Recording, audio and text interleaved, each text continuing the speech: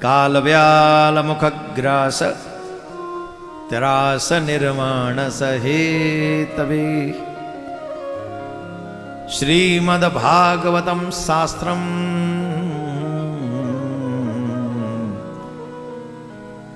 कलो कीरेण भाषितम। जोर से बोलना पड़ेगा, ऐसा नहीं, और जोर से बोलना, और जोर से बोलना। श्रीमद्भागवतम शास्त्रम कलो कीरेण भाषितम।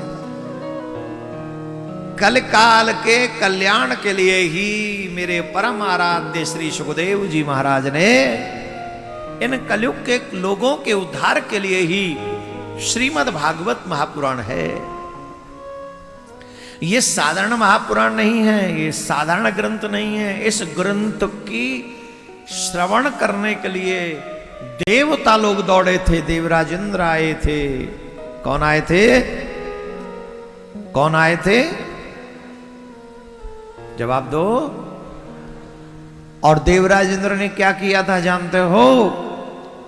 परीक्षते कथाम वक्तुम सभायाम संसते सुखी सुधा कुंभम गृहीत्वेव देवास्तत्र समागमन। जिस समय परीक्षित जी महाराज को कथा सुना रहे थे, ये कथा का नियम है, कभी खाली हाथ नहीं जाना चाहिए कथा सुनने। कुछ नहीं है तो एक फ्लावर ही ले जाओ, लेकिन ले जाओ। हमारे गांव में जब कथा होती थी तो हम देखते थे, बच्चे थे तब, हम बहुत छोटे थे। हम तो उस समय बहुत छोटे थे, कई बार तो प्रसाद खाने के चक्कर में कथा सुनने पहुंच जाते थे। और प्रसाद क्या मिलता था जानते हो? पंजीरी में फल काट के छोड़ देते थे। पंजीरी आटे से गूंद के मीठा डाल के उसमें, और अनाशपाती ज्यादा सस्ती आती थी, वही अनाशपाती डाल देते थे। या कभी कभार कोई केला ले आता था, केला डाल देते, और उसमें अनाशपाती, केला और अमरूद। सेब कोई नहीं लाता था, महंगी मिलती थी उस समय। और सेब क्या है, सिस्टम बड़े महंगे, तब भी महंगी थी, अब भी महंगी है, बड़ी बेशरम हो गई है ये, रेट ही नहीं घटते इसके। पर ये अमरूद हुए, नाशपाती हुई, इसका तो नाम ही है नाशपाती। ये कह रही है पापियों का नाश कर देती हूं मैं, लेकिन जब प्रसाद बन जाए तो बोले मैं पाप का नाश कर देती हूं। जब प्रसाद बन के आते हूं तो पाप नाश पाती है, हो जाती है। तो उन सबको पंजीरी में डाल के थोड़ा सा पंचामृत डाल देते थे, वो गीली गीली सी हो जाती थी। ऐसा लगता था जैसे वैकुंठ से चरणामृत मिला है।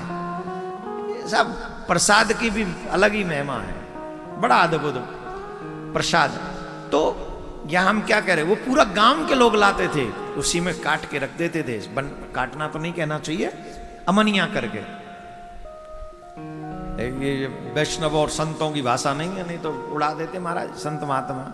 हाय बाप सीताराम, ऐसा नहीं बोलो, अमनिया बोलो, अमनिया।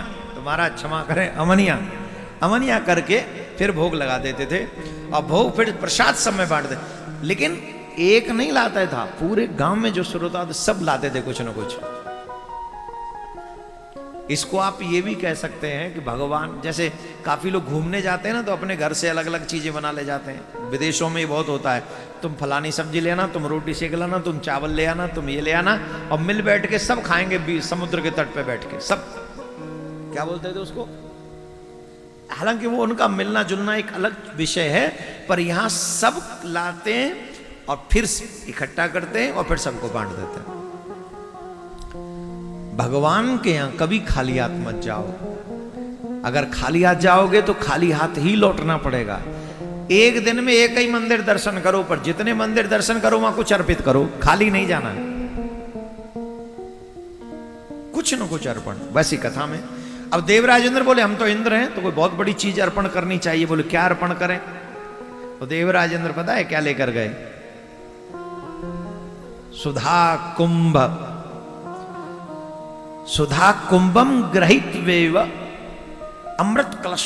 किसी पे नहीं है, देवराज इंद्र पे ही है ये व्यवस्था और किसी पे है ही नहीं। बोले हम यही लेके चलते हैं। तो देवराज इंद्र अमृत कलश लेकर गए और कहा ये मरने के भय से कथा सुन रहे हैं परीक्षित जी। परीक्षित जी मरने का भय है इनको कि हम मर जाएंगे, अमृत पिला दो मरने का भय खत्म, लेकिन आप हमें कथामृत सुना दो, अमृत परीक्षित को दे दो और कथामृत हमको दे। ध्यान से सुनना, ये देवता हैं, देवता। कौन है ये? जोर से बोलो। इनसे बड़ा स्वार्थी नहीं है ब्रह्मांड में कोई। इन देवताओं से बड़ा स्वार्थी नहीं, कभी घाटे का सौदा नहीं करते हैं ये लोग। हजारों वर्ष तप करके तब करवा लेते हैं ना, हजारों वर्ष, तब जाके एक दिन आते हैं 30 सेकंड के लिए, वरदान मांगो वरदान मांगो। और वो भी कुंभकर्ण जैसा आदमी तपस्या करे हजारों साल और फिर ब्रह्मा जी आके उसकी बुद्धि और फेर देते, बोले कुछ उल्टा सीधा ही मंगवा लो। तो वो कहता है 6 महीने सोऊं 1 दिन जगूं।